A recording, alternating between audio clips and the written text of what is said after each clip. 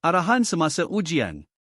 Apabila audio dimainkan, dengar dengan teliti tanpa membuat bising atau mengganggu rakan. Anda boleh mencatat nota ringkas semasa audio dimainkan kali pertama. Gunakan peluang kali kedua untuk menyemak dan melengkapkan jawapan anda. Setelah selesai, semak semua jawapan anda sebelum kertas dikutip. Teks informatif mengenai amalan rumah terbuka di Malaysia.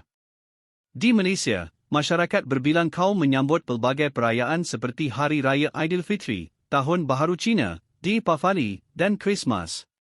Salah satu tradisi yang mengeratkan perpaduan ialah rumah terbuka.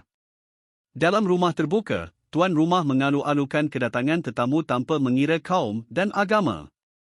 Tetamu yang hadir berpeluang menikmati pelbagai hidangan tradisional. Sebagai contoh, masyarakat Melayu menyediakan ketupat dan rendang semasa Hari Raya, manakala masyarakat Cina menyajikan yisang semasa Tahun Baharu Cina.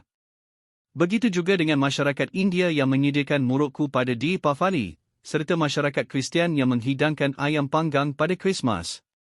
Selain rumah terbuka di rumah individu, kerajaan Malaysia juga mengadakan rumah terbuka peringkat kebangsaan. Acara ini dihadiri oleh rakyat dari pelbagai kaum, termasuk pemimpin negara.